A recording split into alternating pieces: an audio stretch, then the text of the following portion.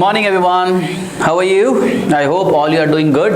आप सभी अच्छा कर रहे होंगे। आप सभी अपनी अपनी परीक्षाओं की तैयारी बहुत अच्छे से कर रहे होंगे और आपकी इन्हीं परीक्षाओं की तैयारी में गति लाने के लिए हम लोगों ने शुरू किया है जय भारत ऑनलाइन क्लासेस। और मुझे आशा है आप लोगों ने इसे सब्सक्राइब भी कर लिया होगा और हमारी जो मेहनत है वो आप लोगों को पसंद आ रही होगी। और यदि आपको कोई कमी लगती है तो प्लीज़ आप उसे कमेंट बॉक्स में लिखिए ताकि हम इसे और बेहतर बना सकते हैं। आज की कक्षा में दोस्तों जो हम लोग बात कर रहे हैं, मैं अमित अग्रवाल बात करूंगा किस पर? लैंग्वेज इंग्लिश पर, ठीक है। और वो लैंग्वेज इंग्लिश जो है वो रिलेट कर रहा हूं मैं किससे? रीट से। हम सबसे पहले बात कर रहे हैं रीट एग्जाम का, और रीट एग्जाम में इंग्लिश की हम बात कर रहे हैं। वो इंग्लिश कौन सा हम बात कर रहे हैं? लैंग्वेज फर्स्ट की बात कर रहे हैं। अगर आप रीट के स्टूडेंट नहीं हैं तो भी ये वीडियो आपके लिए बहुत यूजफुल है, क्योंकि इस वीडियो में जो हम शुरू करने जा रहे हैं वो क्या है? बेसिक है, मतलब आधारभूत बातों पर हम लोग यहां डिस्कशन करेंगे जो कि हर एक एग्जाम के लिए आपकी नीड होती है। लैंग्वेज इंग्लिश एक ऐसा सब्जेक्ट है फ्रेंड्स जिसमें हम सभी डरते हैं। बचपन से लेकर के आज तक अगर हम लोग किन्हीं दो सब्जेक्ट से डरे हैं तो वो है मैथ्स और वो है इंग्लिश। वो तो शुक्र है भगवान का कि हमें स्टोरी, ऐसे, एप्लीकेशन आया करती थी दोस्तों, जिनकी वजह से हम पास हो जाया करते थे। अन्यथा अंग्रेजी के अंदर हमारे लिए मुश्किल होता था क्या होना? पास होना। राइट तो ये जो मैं बात कर रहा हूं वो किसकी कर रहा हूं? बेसिक्स की बात कर रहे हैं हम लोग। अगर आप रीट में लैंग्वेज 2 भी लेते हैं तो भी ये वाला वीडियो आपके लिए यूजफुल होगा, क्योंकि लैंग्वेज 2 में आपको बेसिक नहीं पढ़ाया जाता है, एडवांस हम लोग पढ़ाएंगे। सीधा डायरेक्टली हम उसके टॉपिक्स पर ही डिस्कशन करेंगे। और ये मानकर चलते हैं कि जो लैंग्वेज 2 लेता है उस व्यक्ति का बेसिक जो है वो क्या है? स्ट्रॉन्ग है। तो अगर आप लोगों ने पिछले वीडियो को देखा है, वहां हमने डिस्कशन किया था लैंग्वेज 1 और लैंग्वेज 2 में से कैसे चुनना चाहिए, ठीक है। अब उस आधार पर आपने जो भी लैंग्वेज चुना हो, लेकिन लैंग्वेज 1 का नॉलेज कंपलसरी होगा आप सभी विद्यार्थी जो रीट में अंग्रेजी ले रहे हैं, ठीक है। चलिए तो आज के चैप्टर को हम लोग शुरू करते हैं। आज का जो चैप्टर है हमारा वो किस पर बात करता है? वो बात कर रहा है ग्रामर पर। व्याकरण आज हम लोग आपका शुरू करते हैं। व्याकरण हर परीक्षा में पूछा जाता है, किसी में कम किसी में ज्यादा। वहां पर उसके व्याकरण के प्रश्नों की जो डिफिकल्टी लेवल है उसको बढ़ा दिया और घटा दिया जाता है। शुरू करने से पहले आप लोगों से एक बहुत सामान्य सी बात मैं करना चाहूंगा। ग्रामर एक ऐसा शब्द है जिसकी स्पेलिंग हम लोग गलत लिखते हैं। बहुत से बच्चे ग्रामर का स्पेलिंग जो होता है वो ये क्या लिखते हैं? ER यहां पर लिखते हैं। अगर आपको भी ये लगता है कि ग्रामर का स्पेलिंग में E आएगा तो प्लीज आप उससे करेक्ट करिए। ग्रामर का स्पेलिंग जो होता है दोस्तों उसमें E नहीं आता है, उसमें क्या लिखा जाएगा? A का प्रयोग उसमें किया जाता है। यह प्रश्न आपको प्रतियोगी परीक्षा, शिक्षक भर्ती प्रतियोगी परीक्षा में पूछा गया था कि इनमें से सही स्पेलिंग कौन सी है, ठीक है। ऑप्शन में ये भी था और ये भी था। अधिकतर स्टूडेंट्स क्या करते हैं? ER ही ग्रामर का स्पेलिंग मानते हैं और उन्होंने इसी को क्या कर दिया था? राइट कर दिया था, ठीक है। जबकि सही जवाब जो था वो क्या था? AR। तो अगर आप लोगों की ग्रामर की स्पेलिंग गलत है तो प्लीज इसे करेक्ट करिए। ग्रामर का राइट स्पेलिंग ER नहीं है, क्या है? AR होगा, राइट। ग्रामर में किसी भी एग्जाम में जाएं तो सामान्यतया कौन कौन से टॉपिक से प्रश्न हम लोगों को बन सकता है? ओके, देखिए, पार्ट ऑफ स्पीच हमें प्रश्न पूछे जा सकते हैं किनसे? पार्ट ऑफ स्पीच से। पार्ट ऑफ स्पीच कौन कौन से हो सकते हैं? Noun, pronoun, verb, adjective, determiner, adverb, preposition, conjunction और इंटरजेक्शन। हिंदी में समझ लें आप तो संज्ञा, सर्वनाम, क्रिया, विशेषण। डिटर्मिनर्स जो है वो एक तरह से विशेषण ही है तो होते हैं। एडवर्ब, क्रिया, विशेषण, ये आप हिंदी में इन्हें कारक की तरह इस्तेमाल करते हैं। प्रेपोजिशंस, योजक शब्द, और ये होते हैं विस्मयादि बोधक शब्द, इन्हें आप कहते हैं। इनसे रिलेटेड क्वेश्चंस आप लोगों को किसी भी परीक्षा में ग्रामेटिकल पोर्शन आ रहा है तो वहाँ पूछे जाते हैं। एक और टॉपिक जो कि आप लोगों को पूछा जाता है वो क्या है, आप सभी का फेवरेट, टेंस। क्योंकि हम लोगों ने जब भी इंग्लिश सुना, आज भी अगर कोई व्यक्ति ये कहता है मुझे इंग्लिश सीखना है, तो उसके दिमाग में सबसे पहले क्या चीज़ आती है कि मुझे इंग्लिश सीखना है, मतलब मुझे उसमें क्या सीखना है, टेंस सीखना है।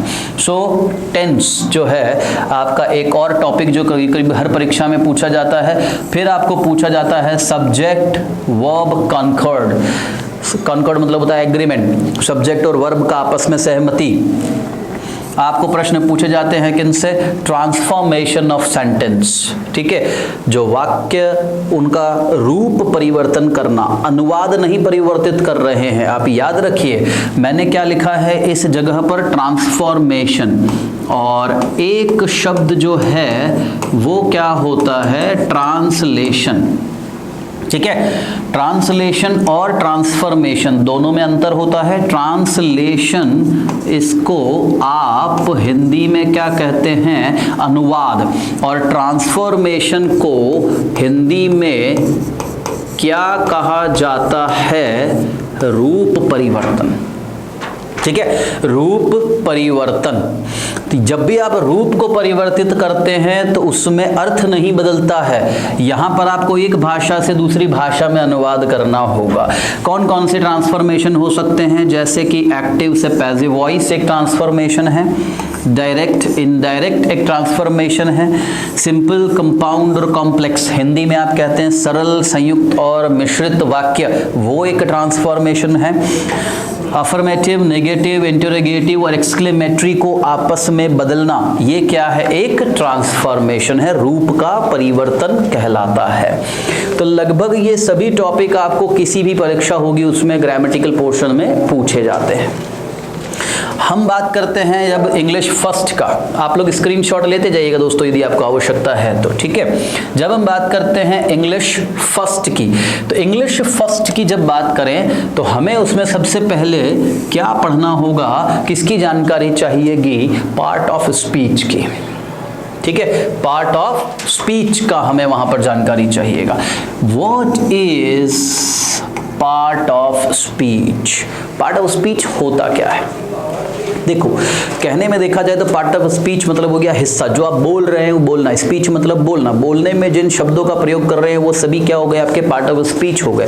पार्ट ऑफ स्पीच का निर्धारण कैसे किया जाता है, कोई भी एक वाक्य लेंगे, वाक्य एक शब्द का भी हो सकता है और एक से अधिक शब्दों का भी हो सकता है। आपने एक शब्द लिया तो वो शब्द वर्ब की तरह इस्तेमाल होगा, क्योंकि किसी भी वाक्य में क्रिया होना आवश्यक है, बिना क्रिया के कोई वाक्य नहीं हो सकता है। अगर आपने एक से अधिक शब्द लिए हैं तो उसमें उसका विषय होगा, मतलब सब्जेक्ट होगा, क्रिया हो सकती है, ऑब्जेक्ट हो सकता है, एडजेक्टिव हो सकता है, एडवर्ब हो सकता है, प्रेपोजिशन हो सकती है। आप कैसे निर्धारित करोगे कि वो शब्द क्या है, देखिए इसकी परिभाषा से बहुत इजीली क्लियर हो जाएगा। A part of speech is a class of words based on, किस पर आधारित है, वर्ड्स फंक्शन, मतलब शब्द के फंक्शन पर, शब्द के क्रिया पर आधारित होता है पार्ट ऑफ स्पीच। आप एक ही शब्द है, उस शब्द को अगर वाक्य में स्थिति परिवर्तन कर देते हैं तो शब्द का अर्थ भी बदल सकता है और उसका पार्ट ऑफ स्पीच भी बदल सकता है। तो the way it works in a sentence, कोई शब्द किसी वाक्य में किस तरह से कार्य करता है वो उस शब्द का निर्धारित करता है क्या, पार्ट ऑफ स्पीच को। एग्जाम्पल देखते हैं, जैसे हमने कुछ सेंटेंसेस लिए हैं, she is going to market, Seema is very beautiful, you spoke very eagerly, wow, amazing way to explain।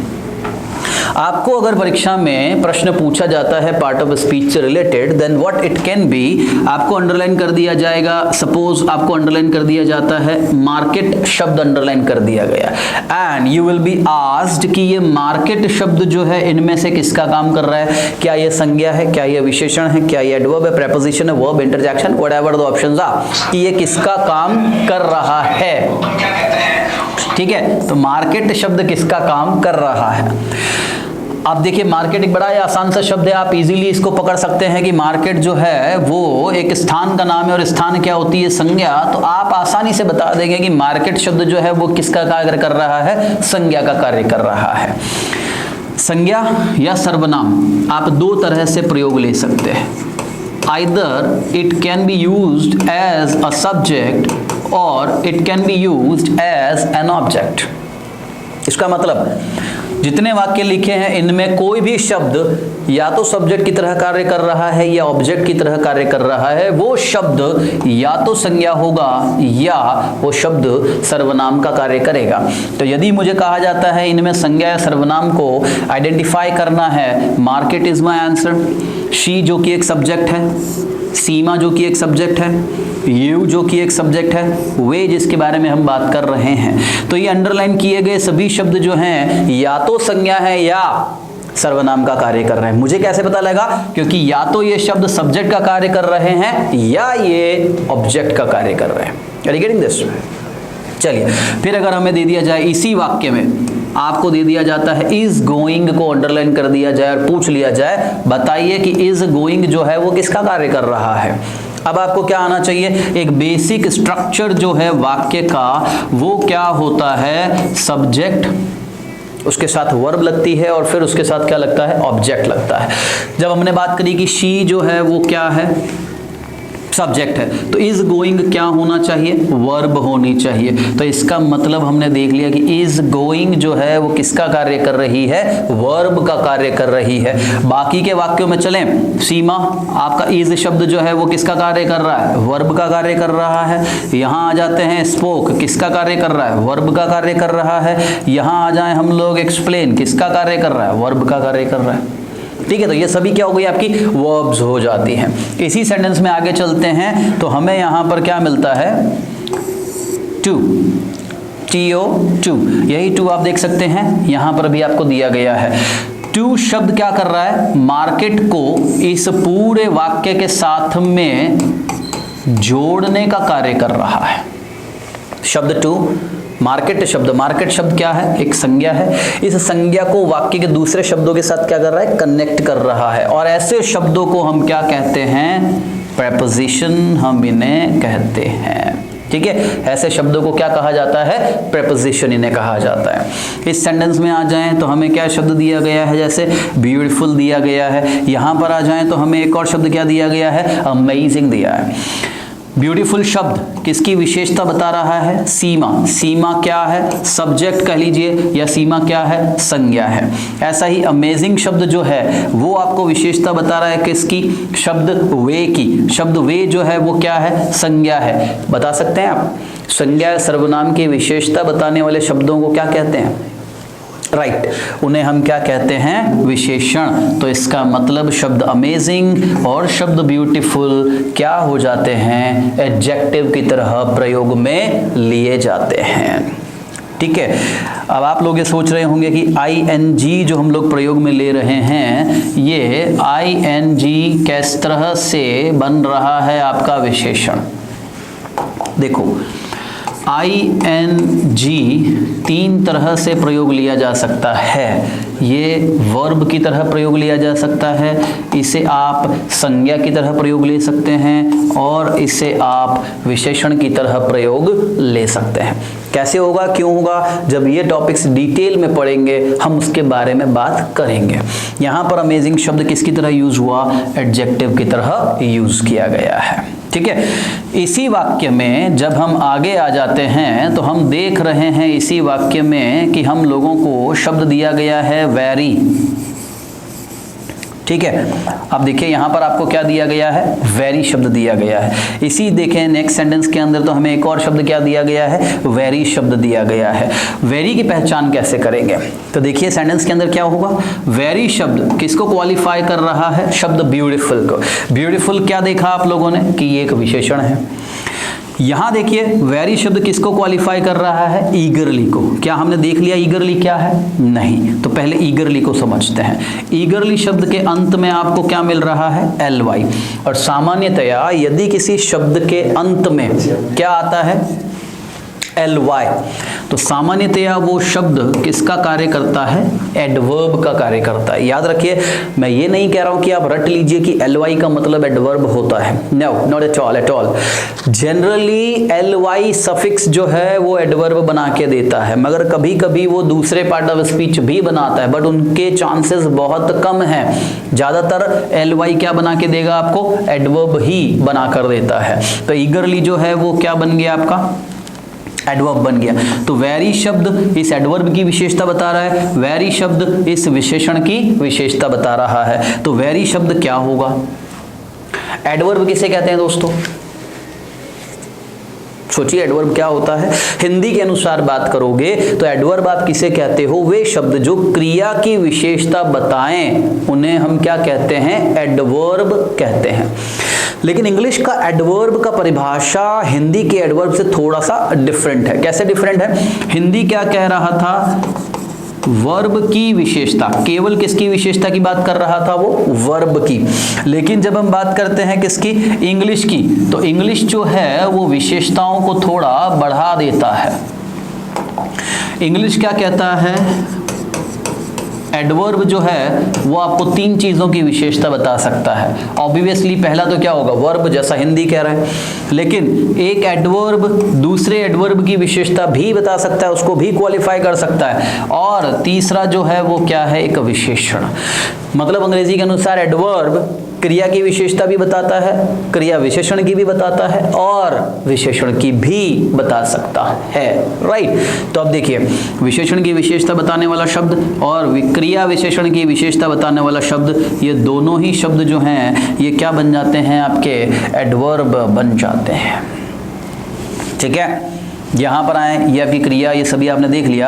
अब आप जाकर के देखेंगे एक और शब्द बच रहा है आपका, क्या? वाव। और ये वाव जो है ये क्या है? एक इंटरजेक्शन है, मतलब विस्मयादि बोधक शब्द है जो विस्मय को बताने के लिए, खुशी को बताने के लिए प्रेजेंट किया जाता है। ठीक है दोस्तों, तो ये वाव।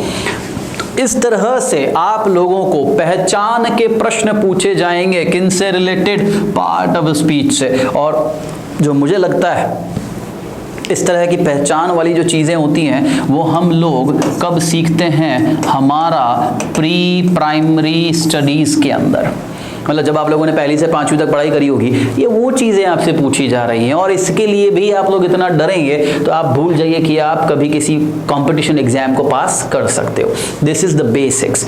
और it is not only for read, it can be used और it is useful for any competitive exams. मैंने देखा है बहुत सारे बच्चे जो बैंक का तैयारी करते हैं उन्हें भी नहीं पता है कि नाउन क्या होता है, एडजेक्टिव क्या होता है। और कई बार नाउन LDC जो है परीक्षा के अंदर पूछा जाता है। आपको पूछा जाएगा ये जूनियर अकाउंटेंट्स के अंदर, SSC के अंदर एक वाक्य लिख दिया जाता है, उसमें यहाँ विशेषण आना चाहिए लेकिन उन्होंने क्या लिख दी? संज्ञा लिख दी। और आपसे पूछते हैं गलती बताइए। अगर आपको ये नहीं पता लग रहा कि ये शब्द क्या है, नाउन है या विशेषण है, तो आप कितना ही बड़ा एग्जाम लेके कितना ही अंग्रेजी को पढ़िए, आप उसका जवाब नहीं दे सकते। So this is the what? Basics 1। ठीक है, I hope you are clear with this. आप लोग चाहें तो इसका स्क्रीनशॉट ले लीजिए, फिर हम आगे बढ़ते हैं। ये पार्ट ऑफ स्पीच का एक छोटा सा परिभाषा और हमने बात करा था कि ये क्या है। चलिए, पार्ट ऑफ स्पीच में हम लोग बात करते हैं। अब सबसे पहले टॉपिक लेते हैं हम, क्या? नाउन। What is noun? संज्ञा क्या होती है? हमेशा किसी भी भाषा में जाइए, आपको सबसे पहले क्या पढ़ाया जाता है? आप सबसे पहले क्या पढ़ते हैं? संज्ञा पढ़ेंगे, और संज्ञा के बाद आप क्या पढ़ेंगे? सर्वनाम पढ़ेंगे। ऐसा क्यों होता है? देखिए, कोई भी वाक्य हम लिखते हैं, उस वाक्य में हमारे लिए सबसे इंपॉर्टेंट चीज क्या होती है? सब्जेक्ट होती है। क्योंकि आप बात किसके बारे में कर रहे हैं? सब्जेक्ट के बारे में। हम इंग्लिश पढ़ रहे हैं, क्या पढ़ रहे हैं? इंग्लिश। तो हम बात कर रहे हैं किसकी? इंग्लिश की हम बात कर रहे हैं। मैं पढ़ा रहा हूं, कौन पढ़ा रहा है? मैं। तो सब्जेक्ट की बात कर रहा हूं। आप पढ़ रहे हो तो मैं किसकी बात कर रहा हूं? आपकी बात कर रहा हूं। रमेश सुन रहा है तो रमेश क्या हो गया? सब्जेक्ट हो गया। आप जब भी पढ़ते हो या आप जब भी वाक्य लिखते हो, आप किसकी बात कर रहे हो? किसी न किसी सब्जेक्ट के बारे में। और वो सब्जेक्ट दो ही चीजें हो सकती हैं, या तो वो सब्जेक्ट कोई प्रकार की संज्ञा होगा, या वो सब्जेक्ट कोई प्रकार का सर्वनाम होगा। ठीक है, और इसीलिए हम कोई भी लैंग्वेज का ग्रामर शुरू करते हैं तो वो ग्रामर में सबसे पहले हमें नाउन या प्रोनाउन टॉपिक्स ही पढ़ाए जाते हैं, ताकि हम लोगों को नॉलेज हो जाए किसका, सब्जेक्ट का। ठीक है, परिभाषा आप सभी जानते हो कि noun is the name of person, place और थिंग्स। ठीक है, इन्हें आम भाषा में नेमिंग वर्ड्स भी कहा जाता है। संज्ञा जो है वो क्या है, व्यक्ति, वस्तु और स्थान का नाम संज्ञा कहलाती है। ठीक है, कुछ एग्जाम्पल मैंने यहाँ पर लिखे हैं, जैसे Ram is very ecstatic today. ठीक है, अगर हम यहाँ बात करें, जैसे हमने लिखा Ram is very ecstatic today, they are facing a crucial situation these days. Emancipation of our country is the most precious thing for our forefather left for us. Colleges are closed until further notice. This door is made of wood and she never cooks. ठीक है, ये वाक्य क्यों लिखे हैं, आपको क्या करना है, इनमें से, इन वाक्यों में से नाउन कौन कौन सी है आपको आइडेंटिफाई करना है। स्टार्ट करिए आइडेंटिफाई करना अपने स्तर पर। जैसे हम चलते हैं पहले वाक्य पर कि Ram is very ecstatic today. क्या लगता है आपको, इस वाक्य में कौन सा शब्द संज्ञा की तरह प्रयोग किया जा रहा है? इस वाक्य में राम शब्द, क्योंकि ये सब्जेक्ट का काम कर रहा है, Ram is what, a noun.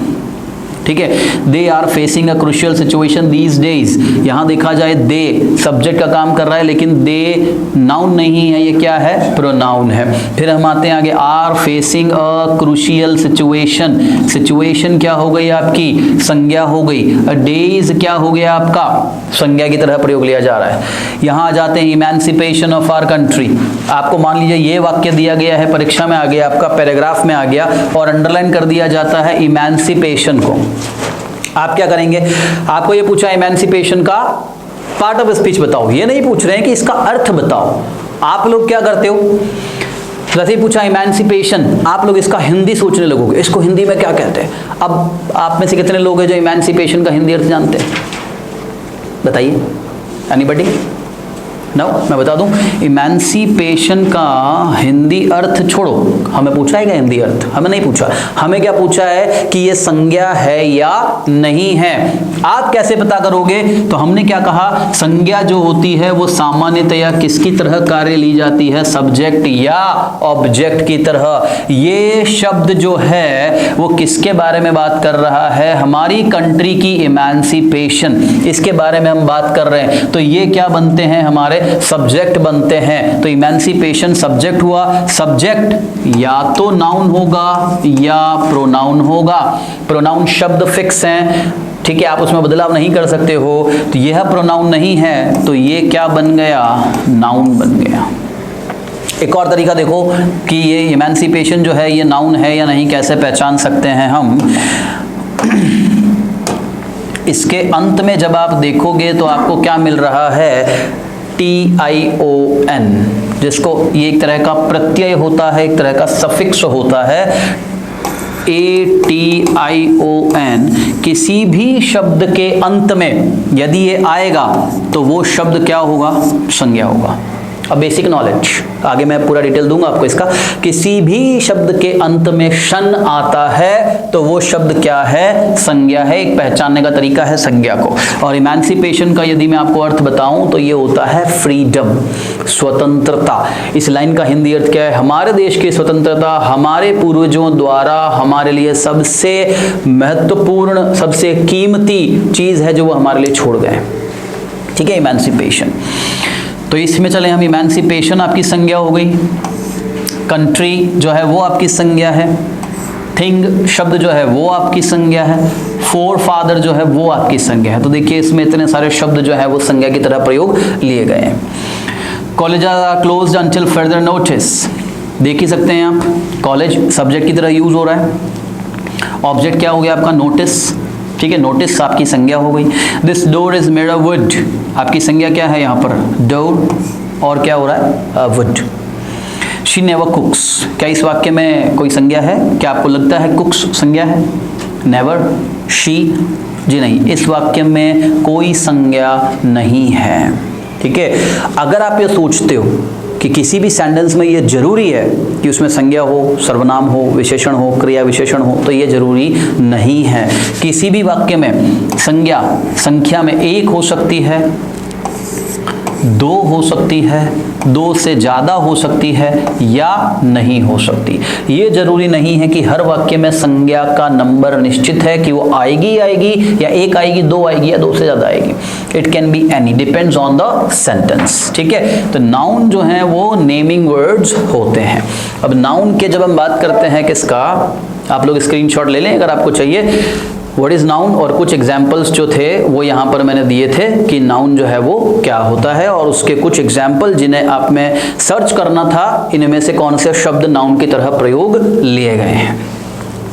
चलिए अब हम बात करते हैं किसका, टाइप्स ऑफ नाउन का। देखिए वैसे बहुत कम परीक्षाएं हैं जो नाउन के टाइप्स में से क्वेश्चन पूछती हैं। रीट आपको टाइप नहीं पूछता। यदि आप सेकंड ग्रेड में चले जाते हैं और आपका स्पेसिफिक सब्जेक्ट इंग्लिश है तो आपको टाइप पूछा जाता है। बाकी किसी परीक्षा में आपको नाउन के टाइप्स के बारे में नहीं पूछते हैं। Then why it is necessary for us to learn types of noun, क्योंकि आप लोगों ने नाउन का मतलब राम श्याम, ताजमहल, मुंबई, दिल्ली, इस तरह के शब्द ही आपके दिमाग में निश्चित हैं कि यही शब्द जो है वो संज्ञा होते हैं। लेकिन इनके अलावा भी बहुत सारे शब्द हैं जो किसकी तरह यूज किए जाते हैं, नाउन की तरह। And what can be those word, इसके लिए आपको टाइप्स में पढ़ा रहा हूं। देखो नाउन को दो भागों में बांट लेते हैं हम, काउंटेबल नाउन और अनकाउंटेबल नाउन। दो तरह की संज्ञाएं हो गई हैं। काउंटेबल का मतलब होता है जो गिनी जा सकती हैं, जिनको आप गिन सकते हैं, और अनकाउंटेबल ऑब्वियसली जिनको आप गिन नहीं सकते।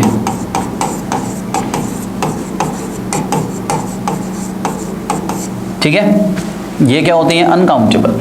काउंटेबल को फिर हम तीन भागों में बांट लेते हैं। प्रॉपर, इसका हिंदी अगर किसी को आवश्यकता है तो वो लिख सकता है, देख सकता है। हिंदी में आप इसे कहते हैं व्यक्तिवाचक संज्ञा।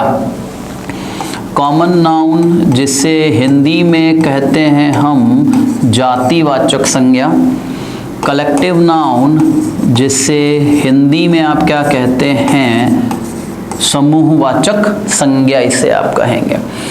और अनकाउंटेबल नाउन दो होती हैं। मटीरियल नाउन जिसे हिंदी में कहा जाता है द्रव्यवाचक संज्ञा, और एब्स्ट्रैक्ट नाउन जो होती है उसे आप कहते हैं हिंदी में भाववाचक संज्ञा। ठीक है। Proper noun, common noun, collective noun, material noun और एब्स्ट्रैक्ट नाउन, ये आपने इसके पार्टीशंस कर लिए। अब हम एक एक को स्टडी कर लेते हैं। आप फोटो खींच लें, स्क्रीनशॉट ले लें इसका, यदि आपको फर्दर रेफरेंस के लिए आवश्यकता हो। ठीक है, आगे बढ़ते हैं। ये देखिए, आगे बढ़िए। सबसे पहले हम बात करते हैं कि इनकी काउंटेबल नाउन की हम बात करें तो इसकी परिभाषा क्या है, the noun which can be counted. एक ऐसी संज्ञा जिसको आप गिन सकते हो, क्या कहलाती है, काउंटेबल नाउन कहलाती है। और इसमें पहली जो प्रकार लिखी है हमने वो क्या लिखी है, प्रॉपर नाउन। प्रॉपर नाउन का मतलब व्यक्तिवाचक संज्ञा, राइट। तो यहां बात करें, the noun which denotes a person, place और थिंग। एक ऐसी संज्ञा जो किसी व्यक्ति, वस्तु या स्थान जो कि विशेष है उन्हें दर्शाती है, वो क्या कहलाती है, प्रॉपर नाउन कहलाती है। बहुत ही इजी सा कॉन्सेप्ट है। प्रॉपर नाउन मतलब होता है पर्सन, प्लेस और थिंग्स, लेकिन वो क्या होना चाहिए, पर्टिकुलर होना चाहिए, विशेष होना चाहिए। यदि वो पर्टिकुलर है then it is a proper noun. और प्रॉपर नाउन से रिलेवेंट क्वेश्चन न के बराबर हमको पूछे जाते हैं किसी भी एग्जाम के अंदर। अगर आ भी जाता है कभी कभी तो वो आप लोगों का जो पंक्चुएशन से रिलेटेड होता है कि आपको प्रॉपर नाउन का फर्स्ट लेटर जो है कैपिटल रखना है, इससे बन सकता है, बाकी कोई क्वेश्चन यूजुअली बनता नहीं। So the first letter of a proper noun is always capital in case। ठीक है, याद रखिएगा। आप कोई भी लिख रहे हैं, वाक्य के बीच में आ रहा है या वाक्य के अंत में आ रहा है, इसका पहला शब्द जो है वो हमेशा क्या रखा जाएगा, एग्जैक्टली क्या रखा जाएगा, कैपिटल रखा जाएगा। ठीक है। दूसरी प्रकार की संज्ञा बात करें, दैट इज कॉमन नाउन। जातिवाचक संज्ञा आप इसे कहते हैं। क्या डेफिनेशन होता है जातिवाचक संज्ञा का, राइट। हो सकता है आप यही सोच रहे हो जो मैं सोच रहा हूं कि वे शब्द जो किसी जाति को प्रदर्शित करते हैं वे सभी क्या कहलाते हैं? जातिवाचक संज्ञा। अंग्रेजी में चलें, so the noun which can be used commonly, सभी के लिए समान रूप से, फॉर ऑल पर्सन्स, प्लेसेस और things of the same class. याद रखिएगा ये होना जरूरी है। सेम क्लास का मतलब है फ्रेंड्स एक ही श्रेणी के। क्लास मतलब जो कक्षा आप पढ़ते हैं उसकी बात नहीं कर रहा हूं मैं, श्रेणी की बात कर रहा हूं। क्लास है ना, उसमें क्या होना चाहिए? किसी भी क्लास के लिए कॉमन वर्ड हो गया, जैसे बॉय, जैसे मैन।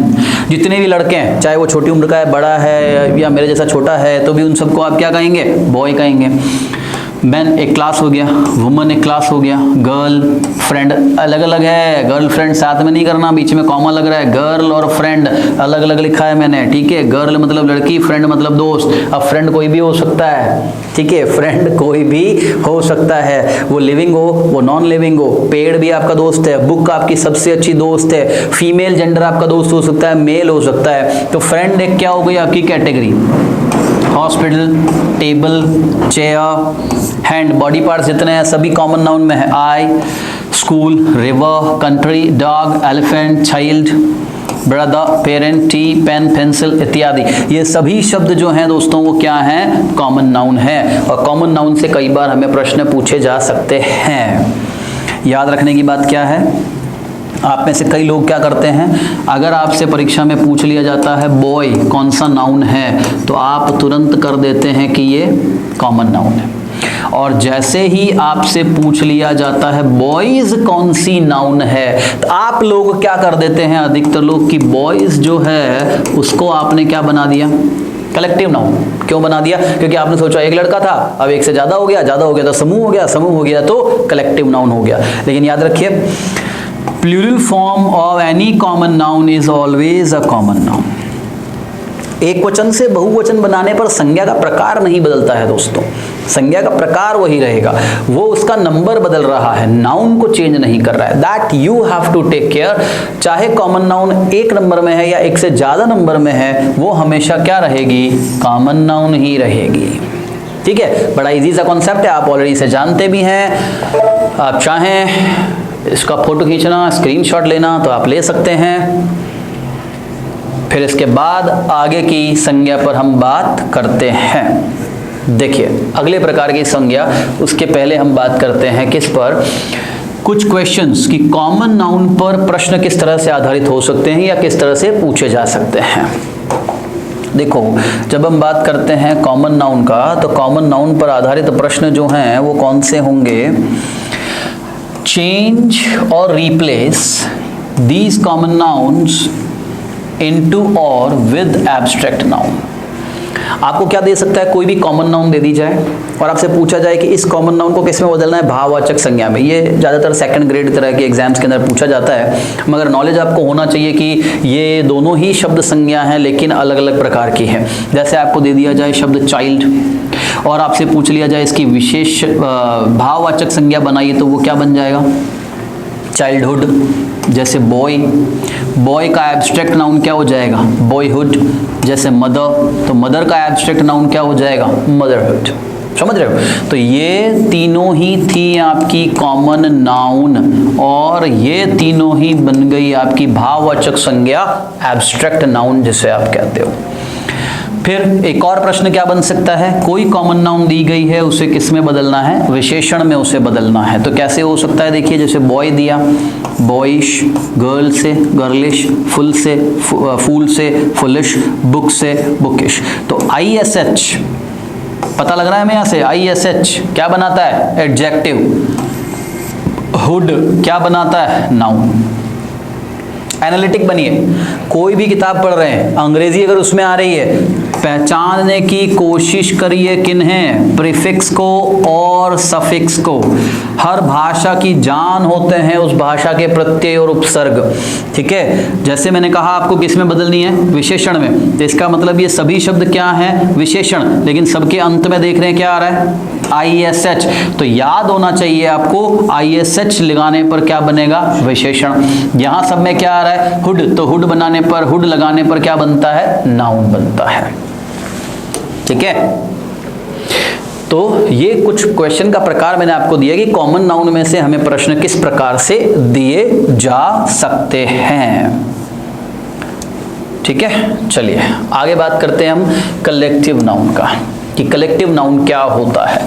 नाम से ही पता लग रहा है आपको, कलेक्टिव मीन्स जो कलेक्शन शो करेगा, मतलब समूह के बारे में दर्शाता है। Word that shows collection, collection किसका, पर्सन, प्लेस और थिंग, व्यक्ति, वस्तु या स्थान का जो समूह दिखाएगा, दैट इज कलेक्टिव नाउन, उसे आप कलेक्टिव नाउन कहते हैं। एग्जाम्पल देख सकते हैं आप, जैसे committee, council, herd, fleet, crowd, mob, troop, a troop.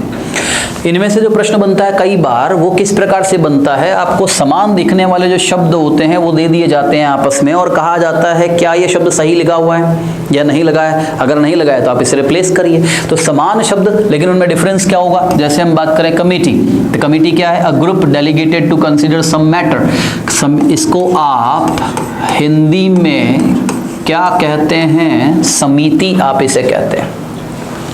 और जो काउंसिल होती है, इससे हिंदी में क्या कहा जाता है, परिषद, इसे आप हिंदी में कहेंगे। तो ये दोनों में अंतर हो गया। जहां परिषद, काउंसिल का बात कर रहे हैं, काउंसिल क्या करती है, कंसल्टेशन देती है। कंसल्टेशन का मतलब जो है वो क्या होता है, सुझाव। तो ये आपको क्या देती है, सुझाव देती है। और समिति जो है वो आपको क्या देती है, निर्णय देती है। तो अकॉर्डिंग टू द सेंटेंस आपको पता करना पड़ेगा उस सेंटेंस के अंदर कमेटी शब्द राइट आ रहा है या नहीं आ रहा है। अगर वो सुझाव के लिए वाक्य है तो आपको काउंसिल लिखना है, अगर वो वाक्य निर्णय के लिए है तो आपको कमेटी लिखना है।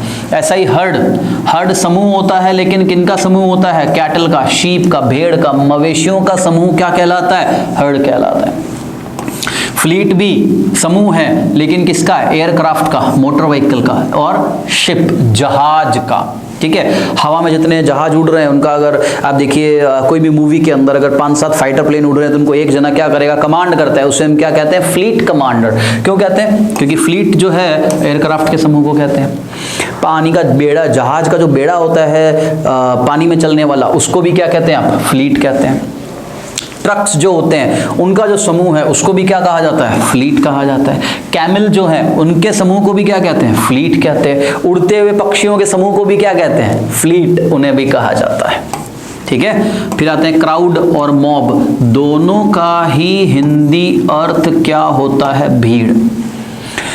लेकिन क्राउड क्या है, a large number of people. अगर आप जितने लोग देख रहे हैं हम सब इकट्ठे हो जाए एक जगह पर तो हम सब किस में बदल जाते हैं, क्राउड में बदल जाते हैं। लेकिन अगर हमारी क्राउड में ही क्या आ जाए, डिसऑर्डर आ जाए, हम लोग एग्रेशन में आ जाए, उत्तेजना में आ जाते हैं, हम शोर मचाने लगते हैं, तो हम किस में बदल जाते हैं, मॉब में बदल जाते हैं।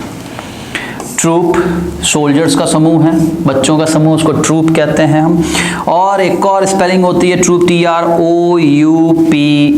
ये ट्रूप क्या होता है, डांसर्स लोगों का जो समूह होता है उसको भी हम क्या कहते हैं, ट्रूप कहते हैं, ट्रूप ऑफ डांसर्स। जैसे आप देखिए, आप जितने अवार्ड फंक्शन देखते हैं उनमें एक जो लीड एक्टर या एक्ट्रेस है उनके पीछे जितना नाच रहे हैं लोग, वो किसी न किसी ट्रूप को बिलोंग करते हैं। ठीक है, दैट इज ट्रूप। तो कलेक्टिव नाउन में आपको क्या ध्यान रखना होता है, ऐसी समान शब्द हो सकते हैं, उनमें आपस में क्या परिवर्तन है, उनका राइट एप्लीकेशन क्या है, वो आप लोगों को पता होना चाहिए। ठीक है, कलेक्टिव नाउन के बाद देखिए अनकाउंटेबल नाउन पर हम आते हैं। अनकाउंटेबल नाउन कौन कौन सी हैं, या इसका परिभाषा तो आप जानते ही हैं, जिसको आप काउंट नहीं कर सकते हो और कभी कभी आप उन्हें मेजर भी नहीं कर सकते हो, वो सभी अनकाउंटेबल नाउन है। अनकाउंटेबल का मतलब केवल ये मत समझो कि जिसको आप गिन नहीं सकते।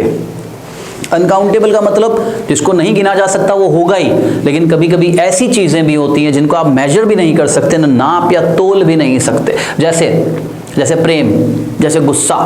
आपके फादर बहुत गुस्सा है तो आप क्या कहेंगे अपने भाई को जब वो अंदर जा रहा होगा, आज तो पापा आधा किलो गुस्सा है, क्या आप ऐसा कहेंगे?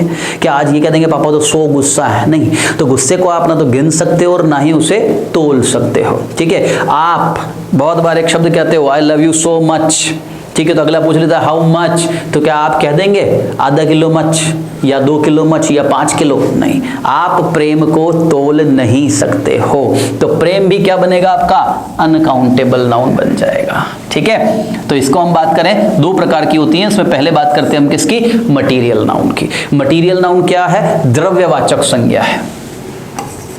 मटीरियल नाउन क्या है? द्रव्य। हिंदी में याद रखना 2 शब्द होते हैं, द्रव और द्रव्य। द्रव जो होता है वो होता है लिक्विड, ठीक है, तरल, लेकिन द्रव्य का मतलब होता है material. So there is a difference, द्रव एंड द्रव्य, याद रखिएगा। इंग्लिश के साथ हिंदी भी बता रहा हूं तुम्हें। मटीरियल नाउन, मटीरियल नाउन क्या होता है? Word that denotes material. ये वो शब्द होते हैं जो सामग्री के बारे में बताते हैं, मटीरियल के बारे में बताते हैं। ये किसी भी फॉर्म में हो सकते हैं, किसी भी रूप में हो सकते हैं, सॉलिड हो सकता है, लिक्विड हो सकता है और गैसीय स्थिति में हो सकते हैं। Example T, coffee.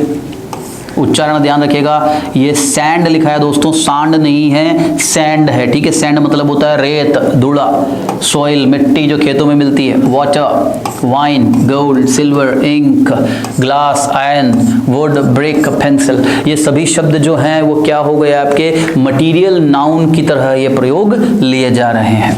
टी की जब मैं बात करूं तो आप जो 1 कप चाय जो आप पीते हैं वो चाय की हम बात नहीं कर रहे, जो चाय पत्ती है that is material.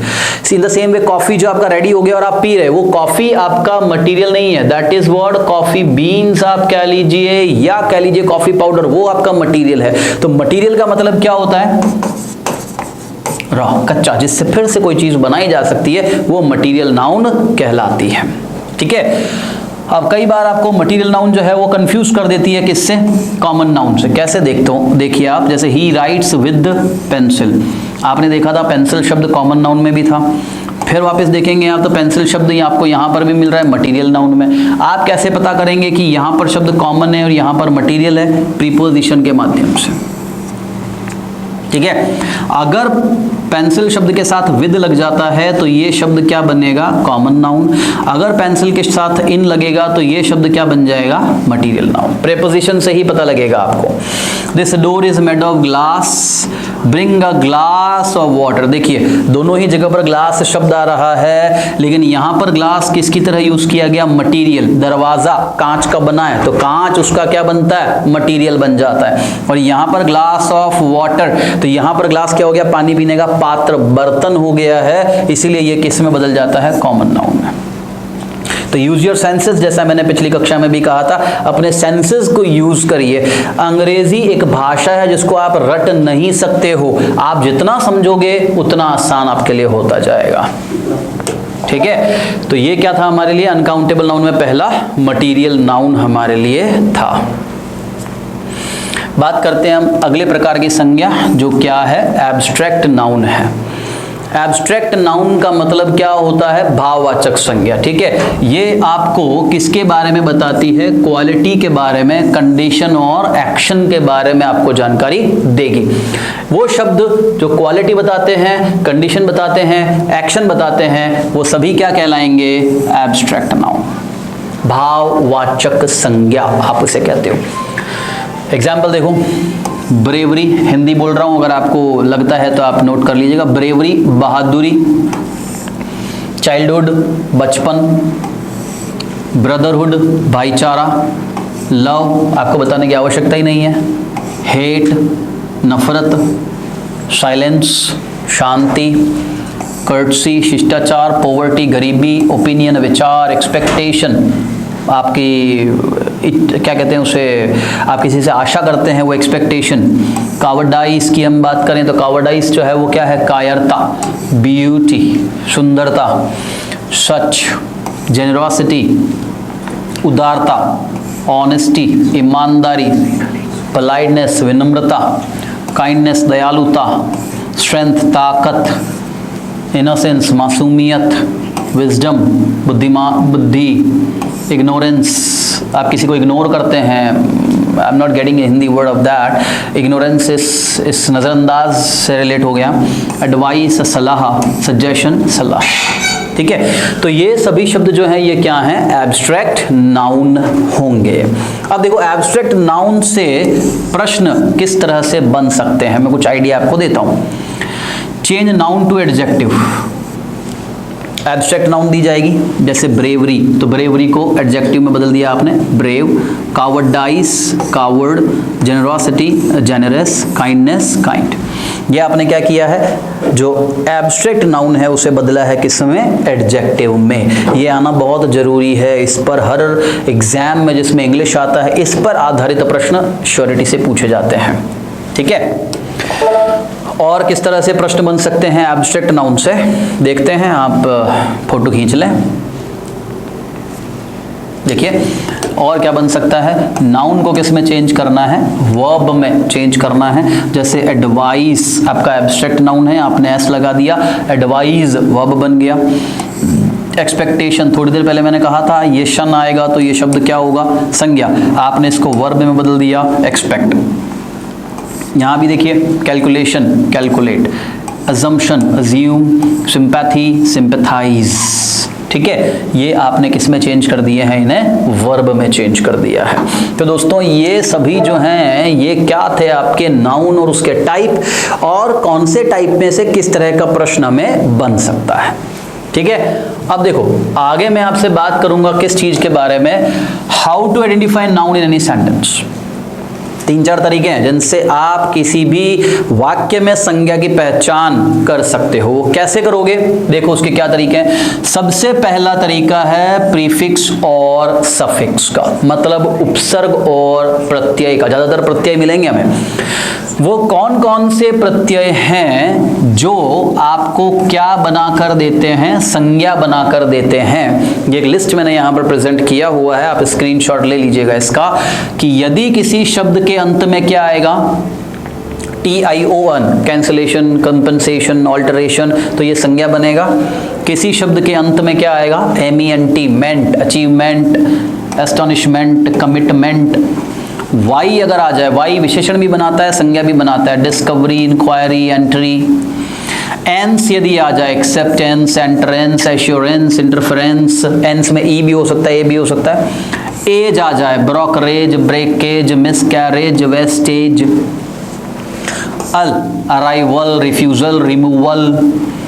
ION, TION is about to same, creation, decoration, perspiration। Cation शब्द आ जाए, सिंप्लीफिकेशन, ब्यूटिफिकेशन, फैब्रिकेशन। ITY आ जाए, एसिडिटी, सिंप्लिसिटी, ITY, क्यूरियोसिटी। तो याद रखना ये कुछ लिस्ट है, ठीक है, जो आपको याद होनी चाहिए कि ये शब्द आने पर हमेशा क्या बनता है, संज्ञा बनती है। ये प्रीफिक्स सफिक्स रीट में एक टॉपिक दिया गया है जिससे लगभग 2 प्रश्न बनते हैं आप लोगों को, और अगर आप वो प्रीफिक्स सफिक्स को अच्छे से पढ़ेंगे, आप इन लिस्ट को याद करेंगे, जितने प्रीफिक्स सफिक्स हम आपको यहाँ पढ़ाएंगे, तो आप उससे पूरा एक पैराग्राफ के 5 प्रश्नों को हल कर पाएंगे। और देखिए इस लिस्ट में क्या आता है, ER यदि हमें कहीं दिया गया हो, जैसे लाफ्टर, स्पीकर, लिसनर। ER, किसी भी शब्द के अंत में ER लगाओ, क्या बनेगा, जैसे स्पीक तो स्पीकर, नाउन बोलने वाला। लिसन, सुनना, लिसनर जो सुन रहा है वो बन गया। ठीक है, जैसे आपने कर दिया कुक, तो कुक से आपने ER लगाया, क्या बन गया, कुकर। लेकिन याद रखिएगा कुकर शब्द संज्ञा नहीं है, खाना बनाने वाले को भी आप क्या कहते हैं, कुक कहते हैं। कुकर तो एक बर्तन हो जाएगा जिसमें आप बनाते हैं, याद रखिएगा। चर आ जाए, मिक्सचर, आर्किटेक्चर, कैंडिडेचर। नेस आ जाए, जैसे हैप्पीनेस, फुलिशनेस, इलनेस। शिप आ जाए, मेंबरशिप, फ्रेंडशिप, लीडरशिप। ISM आ जाए, फेमिनिज्म, जर्नलिज्म, मैकेनिज्म। और ING, मैंने कहा था थोड़ी देर पहले, ING वर्ब भी बनाता है, नाउन भी बनाता है और एडजेक्टिव भी बनाता है। तो स्विमिंग, स्मोकिंग, लाफिंग, ये वाक्य पर निर्भर करेगा। यदि आपको इस तरह का वाक्य दे दिया जाए कि स्विमिंग इज माय हॉबी, तो ये स्विमिंग शब्द किसका काम कर रहा है, संज्ञा का, क्योंकि ये सब्जेक्ट की जगह लिखा गया है। ठीक है, दूसरा तरीका क्या होता है, या तो वो शब्द सब्जेक्ट या ऑब्जेक्ट की जगह लिखा गया है। अगर कोई शब्द सब्जेक्ट की जगह या ऑब्जेक्ट की जगह है तो वो संज्ञा हो सकता है। जैसे a good beginning is half ending, तो बिगिनिंग शब्द किसका काम कर रहा है, एंडिंग शब्द किसका काम कर रहा है। Swimming is a good exercise, जैसा मैंने अभी आपको कहा, तो स्विमिंग यहाँ किसका काम कर रहा है? सब्जेक्ट का, इसलिए क्या बना? Noun. Approval of the principal is needed, ये पूरा ही शब्द आपका क्या है? सब्जेक्ट है। ठीक है, अप्रूवल भी नाउन हुआ, ऑफ से जुड़ रहा है। ऑफ आपको क्या बताता है? अधिकार बताता है, राइट बताता है। और हम अधिकार सामान्यतया संज्ञा का अधिकार संज्ञा पर ही रखते हैं। किसी व्यक्ति वस्तु स्थान का अधिकार दूसरे व्यक्ति वस्तु स्थान पर ही होगा। तो सामान्यतया ऑफ के आगे पीछे हमें सामान्यतया संज्ञा ही मिलती है, तो ये भी संज्ञा है और ये भी संज्ञा है। She was eagerly waiting for the invitation. She subject तो है, लेकिन किसका काम कर रहा है? प्रोनाउन का। किसका इंतजार कर रही है? For the invitation. इन्विटेशन आपका क्या बन गया? ऑब्जेक्ट। शन आ रहा है लास्ट में। ठीक है, तो ये एक और तरीका हुआ आपका जांचने का कि इसमें संज्ञा है या नहीं है। फिर देखिए अगला तरीका क्या हो सकता है हमारा? Preceded by an article. सामान्यतया आर्टिकल जो है वो किसके पहले लगाए जाते हैं? संज्ञा के पहले हम सामान्यतया आर्टिकल लगाए जाते हैं। तो यदि किसी शब्द के पहले आर्टिकल लग रहे हों तो मानकर चलिए ये पूरी संभावना है कि बाद वाले शब्द जो हैं वो क्या होंगे? संज्ञा होंगे। I saw the notification. It is a reality. You believe it or not. मैंने नोटिफिकेशन देखा। अंत में देख रहे हैं तो आप यहाँ पर क्या मिल रहा है? शन मिल रहा है। यहाँ देखोगे तो क्या मिल रहा है? ITY मिल रहा है। एक और तरीका जिससे आप पहचान सकते हो कि यह संज्ञा है या नहीं। After preposition. प्रेपोजिशन क्या होती है? संज्ञा शब्दों को वाक्य के दूसरे शब्दों के साथ जोड़ती हैं, राइट? ये प्रेपोजिशन, तो इसके बाद में क्या आ रहा है? संज्ञा। विद प्रेपोजिशन, तो इसके बाद क्या आ रहा है? पॉवर्टी। देख सकते हैं वाई आ रहा है, सफिक्स का प्रयोग किया गया। पैरेललिज्म। पैरेललिज्म का मतलब होता है समानांतर होना किसी चीज का। जब भी आप दो शब्दों को जोड़ते हैं, किससे? किसी कंजंक्शन के माध्यम से, किसी योजक शब्द के माध्यम से जोड़ते हैं, तो कंजंक्शन के पहले वाला शब्द भी उसी कैटेगरी का होगा जिस कैटेगरी का बाद वाला शब्द है। यदि पहले वाला शब्द संज्ञा है तो बाद वाला शब्द भी संज्ञा है। यदि पहले वाला शब्द एडजेक्टिव है तो बाद वाला शब्द भी 100% क्या होगा? एडजेक्टिव ही होगा। जैसे But there were no benefits because of poor planning and implementation. अब आप लोगों को परीक्षा में क्या कर दिया गया? प्लानिंग पूछ ली, अंडरलाइन कर दिया प्लानिंग शब्द। बताओ प्लानिंग कौन सा पार्ट ऑफ स्पीच है? अब आप लोगों ने क्या पढ़ रखा है? ING 3 काम कर सकता है, वर्ब का, नाउन का और विशेषण का। अब आप कंफ्यूज हो जाएंगे, यार ये ING यहाँ पर किसका काम कर रहा है? हमें तो बताया था 3 है, वर्ब, नाउन और एडजेक्टिव, तो which is for me in this sentence. अब आपको इससे पता करना है, आपने क्या देखा? प्लानिंग किससे जुड़ रहा है? एंड से। एंड से मतलब इसके बाद वाला शब्द भी इन दोनों को रिलेट कर रहा है, और ये बाद वाला शब्द जो है हमने पहचान लिया, इसके अंत में क्या आ रहा है? शन। तो ये शब्द क्या हो गया? संज्ञा। तो ऑब्वियसली ये शब्द भी क्या होगा? संज्ञा ही होगा। जैसे relation with man and his environment. ठीक है, अब मैन आप सभी जानते हैं कि मैन क्या होती है? संज्ञा होती है, लेकिन यहां पूछ लिया गया एनवायरनमेंट क्या है, तो जब ये संज्ञा है तो ये शब्द भी क्या होगा? संज्ञा। एक और तरीका क्या है? लास्ट में क्या दिया है? MENT, मेंट दिया है। क्लियर? तो पैरेललिज्म, प्रीपोजिशन, आर्टिकल, ये सभी तरीके हैं जो हमें बताते हैं कि इस वाक्य में संज्ञा को पहचाना कैसे जाता है। देखिए एक और तरीका क्या है? After and before possessive words. Possessive, possessive का मतलब क्या होता है दोस्तों? अधिकार बताने वाले शब्द। वो शब्द जो किसी चीज पर अधिकार दिखाते हैं वो पॉजेसिव कहलाते हैं। जैसे how to tackle the grass roots reality of development. तो अधिकार बताने वाले शब्दों में एक अभी हमने बात करी थी, क्या है? ऑफ। बहुत से लोग जो हैं इसका उच्चारण गलत करते हैं, आप लोग इसे ऑफ कहते हैं, वो गलत है। इस शब्द का उच्चारण जो है वो ऑव होता है। वो concentrate on my lip and teeth. It is not off. Okay, it is of. ठीक है, labiodental sound. It is off, याद रखिए। So how to tackle the grass roots reality of development. अब देखिए पोजेशन से जुड़ रहा है, पहले भी क्या आएगी? नाउन, बाद में भी क्या आएगी? Noun. English has a vast treasure of literature, ठीक है। लिटरेचर किससे जुड़ रहा है? पोजेशन से, पॉजेसिव वर्ड से, तो ये भी संज्ञा हो गई और ये भी क्या हो गई? संज्ञा हो गई। डिटरमिनर्स, ठीक है, उनके बाद डिटरमिनर होते हैं, जैसे दिस होता है, नो हो गया, दिस हो गया। डिटरमिनर्स हमेशा संज्ञा को ही सपोर्ट करते हैं, संज्ञा को ही बताते हैं, तो दिस के बाद वाला शब्द क्या हो गया? संज्ञा। ऑल्टरनेटिव क्या हो गया? संज्ञा। लैंग्वेज क्या हो गया? संज्ञा। As an object to a transitive verb, verb दो प्रकार की होती है, सकर्मक, अकर्मक, ठीक है। सकर्मक, इंट्रांजिटिव, अकर्मक। जब भी आपकी सकर्मक क्रिया है तो उसके ऑब्जेक्ट की आवश्यकता हमेशा होगी, और संज्ञा एक ऑब्जेक्ट बन सकती है। लाइक स्विमिंग, लाइक एक कौन सी क्रिया है? ट्रांजिटिव, सकर्मक, जिसके बाद हमेशा ऑब्जेक्ट चाहिए। यहां ING आ रहा है, लेकिन ये ING इसके किसका काम कर रहा है? ऑब्जेक्ट का, मतलब संज्ञा का। It makes immediate correction possible. Makes transitive verb है, और ट्रांजिटिव वर्ब का ऑब्जेक्ट क्या है? करेक्शन। अंत में भी क्या आ रहा है? शन, तो ये शब्द भी क्या बन गया? नाउन बन गया। समझ गए? तो ये कुछ तरीके हैं जो आपको दिमाग में बिठाने पड़ेंगे। हालांकि ये सब चीजें रिपीट होंगी, जब वर्ब पढ़ोगे तो फिर आएगा, डिटरमिनर पढ़ोगे तो आएगा, प्रेपोजिशन पढ़ोगे तो फिर आएगा। इनिशियल लेवल पर मैंने समझा दिया नाउन को आइडेंटिफाई करने के कौन कौन से स्टेप्स हो सकते हैं। Clear? That's all for the day guys। आज के लिए इतना ही।